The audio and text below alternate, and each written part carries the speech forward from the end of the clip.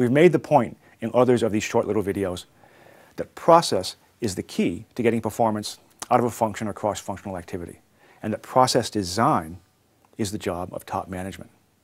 You know, every function, every activity in the company now has a well-defined process by which it's managed. You know, manufacturing certainly has had that well-defined process for a long time now, but product development, sales, HR, finance, you name it, all the functions in your enterprise, all the cross-functional activities in your enterprise now have a well-defined process by which they're managed. That's the state of competitive advantage these days, except for marketing. Marketing doesn't yet have a well-defined process by which it's managed in most companies, and there are several reasons for that, but one of them is we don't even agree on what the definition of marketing is. I mean, if you ask 100 different practitioners of marketing what the definition of marketing is, you're going to get 150 different answers. Clearly, you can't have a well-defined process for a function that its practitioners don't even agree on the meaning of.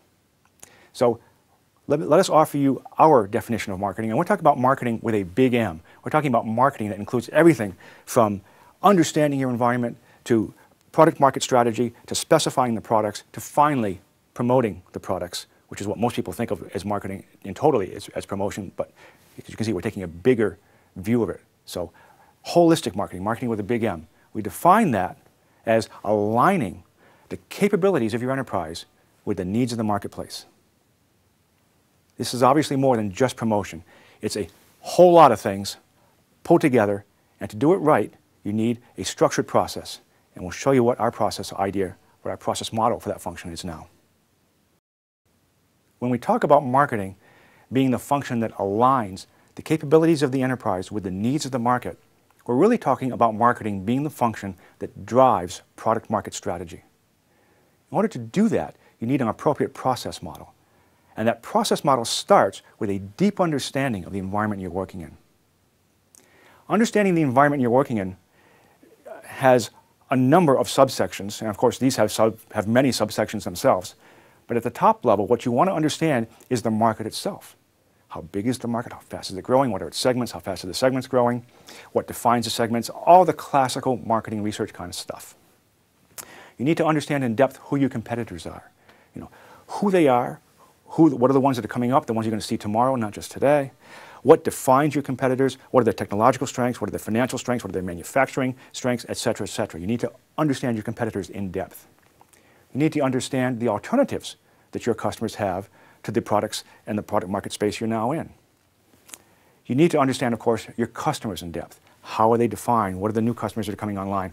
What are their business drivers? What are their business needs? What's driving the way they use your product inside their business? I mean, there's a whole obvious big depth of things there to understand.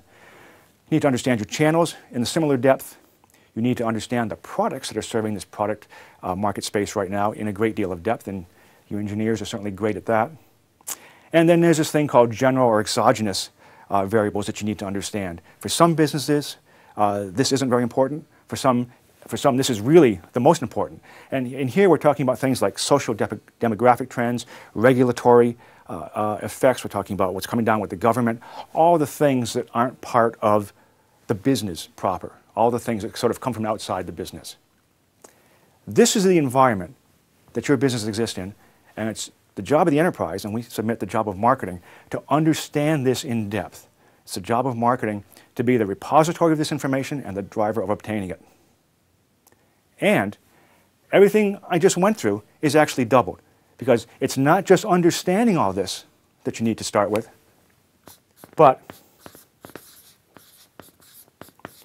you also need to be able to predict where it's going. You need to understand all these variables and all these sub-variables, and you need to understand where they're going to be in the future, because obviously product development takes time. So how far in the future do you need to understand this whole plethora of variables? Well, we suggest at least one product development cycle into the future. You know, if you're designing nuclear power plants, that's probably 30 years. If you're designing fashion, it might be a season. But at least one product development cycle into the future, you need to have a deep understanding of the environment that your business operates in.